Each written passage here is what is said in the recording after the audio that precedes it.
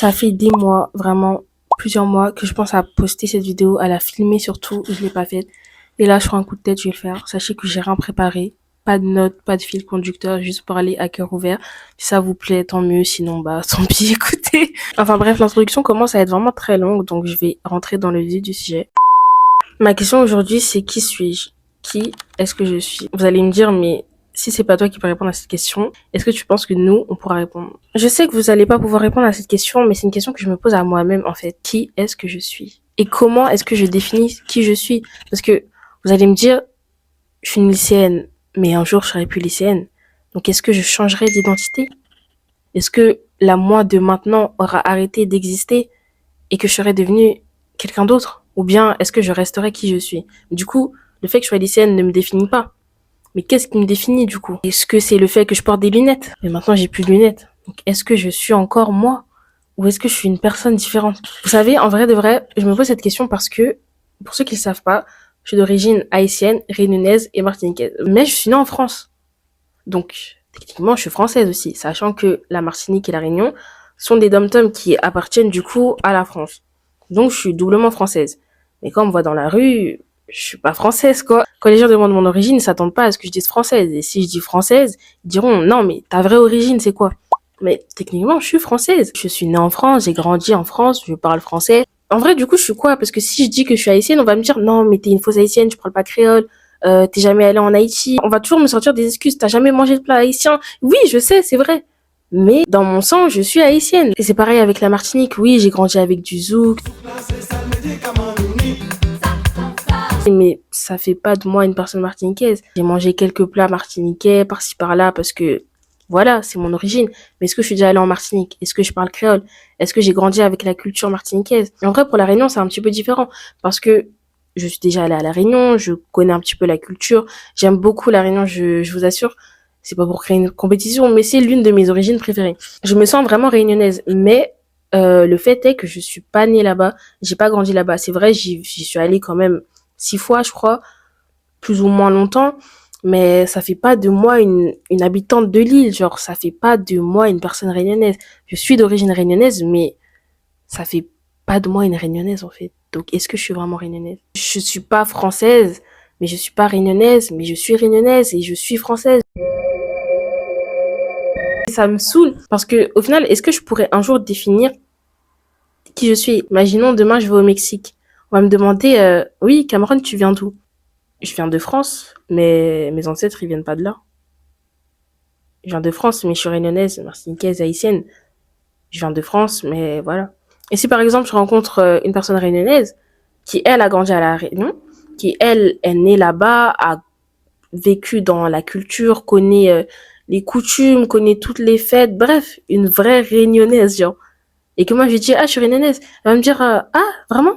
Elle va commencer à me parler en créole et moi je serai là ah oui je suis réunionnaise mais je parle pas créole, désolée. Je suis réunionnaise mais je comprends pas ce que tu dis. Je suis réunionnaise mais je suis pas née là-bas, j'ai pas grandi là-bas, je connais pas trop la culture, enfin un petit peu, je connais les bases, tu vois. Je connais les plages, la montagne, ouais, je suis déjà allée au Piton de la Fournaise, ouais, je connais. Mais est-ce que j'ai expérimenté la vie là-bas? À part pour les vacances? Non. Donc, est-ce que je suis vraiment réunionnaise? J'aimerais dire que mes parents, au moins, ont vécu cette vie et qu'ils sont venus en France après. Bah non. Ma mère, elle est née en France. Ce sont mes grands-parents. Donc, j'ai des origines de mes grands-parents. Sinon, ma mère, elle est française. Enfin, française, vous voyez ce que je veux dire. Française avec des origines réunionnaises et martiniquaises. Mon côté haïtien, je le connais pas. Allô, salam. Donc bon, quand je dis que je suis haïtienne et que je parle pas créole et que j'ai jamais mangé de plat haïtien et que voilà, je suis haïtienne que sur le papier, les gens ils me disent ah mais t'es une fausse haïtienne. J'essaye d'être haïtienne mais quand j'essaye de l'être, vous me fermez la porte. Donc bon, vous allez dire on s'en fout de la vie des gens, on s'en fout, on vit pas pour les gens. Il y a que Dieu qui compte et il y a que nous. Si les gens ils disent des trucs négatifs, bah on s'en fout. Mais en même temps, c'est vrai qu'on s'en fout de la vie des gens, mais c'est pas pour autant que leur avis ne nous impacte pas. Ma peau est tellement dégueulasse, ça me dégoûte. Je suis chrétienne, donc mon identité, ma vraie identité, elle est en Christ. Je suis renouvelée, je suis pardonnée, je suis restaurée, je suis sauvée. C'est pas que j'ai deux identités, mais oui, mon identité est en Christ. C'est sur ça que je m'ancre, c'est sur ça que je m'appuie. Donc même si j'ai des problèmes d'identité d'origine, on va dire, je sais qui je suis. Je sais que je suis la fille de Dieu, son enfant, sa bien-aimée. Je sais qu'il s'est sacrifié pour moi à la croix. Je sais qu'il m'aime inconditionnellement et je sais que je peux toujours compter sur lui. Donc je sais qui je suis. Je sais ce que je dois faire. Mais là, je parle vraiment du point de vue que vraiment origine. Vous voyez? Parce que je sais que vous allez me dire, mais ton identité, Cameron, elle est en crise. Oui, oui. Mais là, je parle pas de ça. En fait, c'est tellement complexe. Et du coup, ça me fait me demander qui je suis vraiment. Et en fait, c'est ça le thème de cette vidéo YouTube, en fait. Ce qui façonne notre identité, c'est plusieurs choses. Il y a plusieurs facteurs qui influencent notre identité. Mais l'identité qui ne bouge jamais, c'est Christ. Ça, cette identité, elle ne bouge jamais, elle ne changera jamais. Tu sais que une fois que tu es en Christ, une fois que tu as donné ta vie à Dieu, que tu t'es baptisé, tout ça, tu t'es... Ouf, le terme me manque. Que Dieu t'a renouvelé, tu sais qui tu es. Et ça ne changera jamais, même si tu, je sais pas, même si tu pêches. Peu importe ce que tu fais, cette identité-là, elle ne changera pas. Par contre, sur un point de vue terrestre, ton identité, elle peut changer, j'imagine.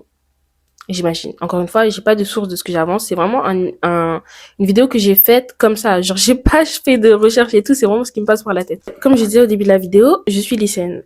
Donc, quand les gens vont me demander qui je suis, je vais dire, je m'appelle Cameron, j'ai tant d'âge, je suis lycéenne, je suis en première, je suis noire, je suis chrétienne. À partir du moment où les choses que j'ai citées changent, est-ce que ça fait que moi aussi je change ou pas?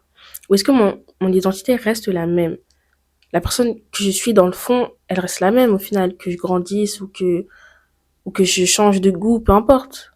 En vrai, c'est quoi une identité? Donc, d'après Google, une identité, c'est un ensemble de données, de faits et de droits qui permettent d'individualiser une personne. Donc, j'imagine que mon âge, mon apparence physique, mon lieu de vie, mon emploi, enfin, mon emploi, mon lycée, tout ça permet d'identifier qui je suis. Mais du coup, est-ce que, vu qu'avant j'étais au collège, on m'identifiait par, oui, la fille qui est au collège à nanana. Du coup, vu que je suis plus au collège, est-ce que une partie de mon identité a changé? Je pense que c'est ça, c'est pas l'identité entière qui change, mais une partie de l'identité. Parce que comme je l'ai dit tout à l'heure, je crois, l'identité, en fait, et comme la définition le dit, c'est un ensemble de choses qui permettent d'individualiser une personne. Donc, une identité, elle se construit pas sur base d'une seule chose.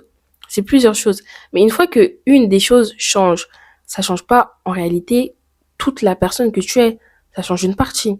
Donc, en réalité, ton identité ne change pas complètement. Juste, elle évolue, on va dire. Elle change, mais pas du tout au tout. J'aimerais bien faire une FAQ en mode les gens ils me posent des questions. D'ailleurs, est-ce que j'ai déjà dit mon prénom? En tout cas, je m'appelle Cameron. Mes amis m'appellent Evania, c'est mon troisième prénom. Certains de mes amis, pas tous. Sinon, ils m'appellent Camille. Mais du coup, moi, c'est Camille. Et ça fait partie de moi. Et Evania aussi. J'ai plusieurs prénoms, mais ensemble, ça crée qui je suis. Et je pense que notre identité, elle doit s'appuyer sur des choses qui ne changent pas. Et moi, je connais une chose qui ne change pas. C'est Jésus. Jésus ne change pas, lui. Et c'est pour ça que, en tant que chrétien, il faut appuyer son identité sur lui. Parce que là où tout change tellement vite en ce moment déjà. Le temps passe à une vitesse folle depuis le Covid. Enfin, peut-être pas depuis le Covid. Après, avant le Covid, j'étais très jeune, donc peut-être que je m'en rendais pas compte. Mais en tout cas, j'ai l'impression que le temps passe tellement vite. Et du coup, nos goûts aussi changent à la même vitesse que le temps. Peut-être pas tous nos goûts, parce que c'est sûr, il y a des choses qui nous façonnent depuis qu'on est tout petit. Et moi, je pense du coup qu'il faut baser notre identité sur des choses qui ne changent pas. Des choses sur lesquelles on peut s'appuyer quand il y a un problème. Quand il y a une tempête et tout, tu vas pas t'appuyer sur le fait que t'as tant d'âge ou que t'es, je sais pas, d'origine martiniquaise. Notre identité, elle est façonnée de plusieurs choses, c'est sûr. Mais je pense aussi qu'elle doit s'appuyer vraiment sur des choses qui ne changent pas. Les choses qui changent, c'est une facette de notre identité, c'est des choses qui la composent. Mais le centre, le bloc, le fondement de notre identité, elle doit s'appuyer sur des choses qui ne changent pas, sur lesquelles on peut se reposer, sur lesquelles on peut vraiment, comment dire, se raccrocher quand il y a un problème. Quand par exemple on traverse une crise d'identité, quand on sait plus vraiment ce qu'on aime, ce qu'on est, ce qu'on veut faire, bah faut avoir un truc sur lequel se raccrocher en fait. Et c'est pour ça que justement, Dieu doit être le fondement de notre identité. Je sais pas ce que je suis. Je sais pas si je suis française, ou bien réunionnaise, ou bien haïtienne, ou bien martiniquaise, je sais pas. Ou si je suis aucun des quatre, ou peut-être tous les quatre en même temps. Mais c'est pas grave. C'est pas grave, parce que je sais où je peux mettre ma confiance. Et en vrai de vrai, je sais qui je suis. Au fond, je sais. Je sais que même si je connais pas ma culture haïtienne et martiniquaise, je sais que je le suis quand même. Parce que c'est des choses qu'on peut pas m'enlever. Tu peux pas prendre la partie de mon sang qui est haïtienne et martiniquaise. Tu peux pas. C'est pas possible. Pas encore, en tout cas. Je sais que je le suis. C'est juste que je le suis peut-être pas au même niveau que les gens qui ont grandi là-bas. Eux, ils sont vraiment. Moi, je suis d'origine. C'est compliqué. C'est vraiment une question super compliquée. J'aimerais trop faire un débat là-dessus avec des gens. Jésus vous aime.